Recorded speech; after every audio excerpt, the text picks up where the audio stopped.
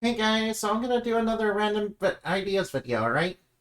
Alright, this one is a bit older, so it might not be as good as, the newer ones. Alright, now, the enchanted spring woodland in which crystalline petals and stardust flow from the trees and fairies and children play together in peace. I mean, I would like that. Hmm, no, that sounds cute. Wait, they're not kidnapping them, are they? I hardly doubt so. I hardly think so, though. Alright now. A jetpack with a golden scare beetle that transforms into wings and trails in rainbows in the sky. Wait a minute, isn't that a Shingang Wu? I think I might have been thinking of the Shingang Wu, one of the Shingang Wu from Shaolin Showdown. I distinctly remember that. Oh no. A bell pepper monster with arms and legs and a bulky body and a toothy smile that carries a giant bell that attacks people with blunt force. Yo, it's Bell Kirby. It's Bell Pepper Bell Kirby. You remember Bell Kirby, don't you? Yeah. All right, now next idea. A dark, a dark blue-haired girl with an eye patch and a tricorn on that carries a tricorn on that carries a map giant anchor. She's an undying spirit of a deep lake and is said to have gathered her clothes and an anchor from a sunken pirate ship. Yo, that sounds kind of badass. Not gonna lie. Yeah, imagine an undying, just grabbing stuff from a pirate ship and being like, "Yar, yar, we must find where the rum is gone." Alright, next idea. A snowy ghost samurai lady with a giant scythe that brings a chill of death in the cold of winter. Alright, isn't that just Yuki Ono? I mean, granted, she doesn't use a scythe. Nah, that's more of, the Kamatachi's thing, scythes. Alright, next. A moon-bearing female knight is an emissary of the Moon Kingdom. She is a warrior that fights off nightmare spirits that bring terror in the night.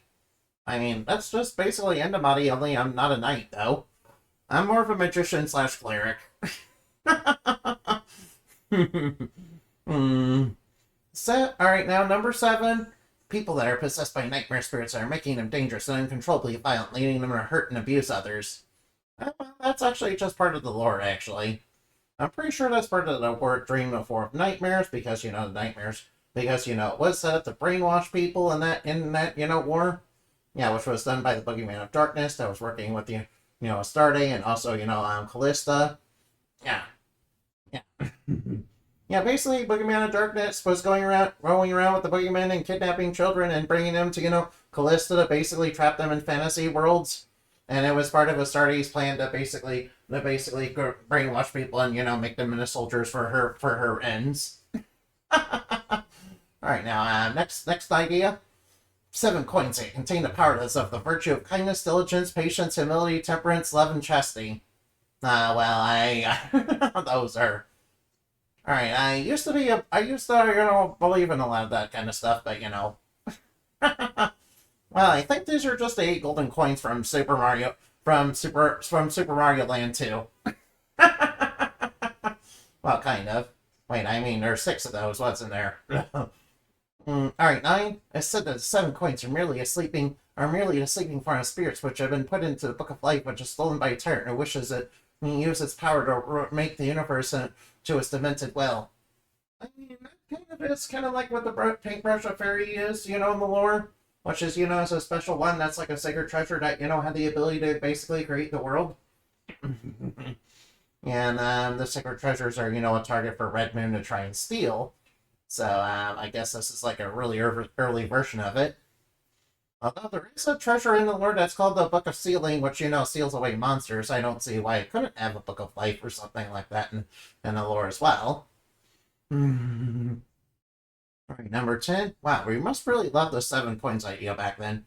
7 coins are therefore trapped with the servants of evil, and which can only be overcome by the daughter of the sun who bears holy sunlight to banish evil. Hey, it's Amaterasu! Yeah, I was kind of thinking I would make this like Tribe of Light, I guess. And also, Amaterasu. You remember Okami, don't you? Okami was such an awesome game. I really like that game. That's what it kind of reminds me of. Yeah, and Child of Light, obviously. I really liked Child of Light back then, and I really like that kind of game. I would like to replay that one day, though. Alright, now 11, the daughter of sunlight, however, was captured and taken away to the dark world for her beauty, and she was about to be married, forced to be married to a treacherous duke without knowing her destiny until a mere fairy came to her from a reflection. Oh, I remember this now. It was like a really early version of like a mirror. Yeah, Mirror, if you don't know, she's a mirror fairy that lives in the mirror world. Yeah, she has the ability to reverse images, and this was like a really early version of her, as well as the daughter of the sun. And, was supposed to be another character that was sort of like Endamati, who was supposed to be like a master of the true art of the sun. A little before I came up with true arts. Alright, now, let's go on to the next idea, huh? Alright, Meta Coffee Pixie Girls? Oh boy. They are feminine, small pixies that have a coffee cup and constantly drink coffee to carry out their work with weeping dreams, yet that coffee has left them hyper and stir-crazy to the point that they are tripping balls from sleep deprivation. No, that sounds, horrible for them. No. They've been drinking too much coffee and now they can't sleep. No.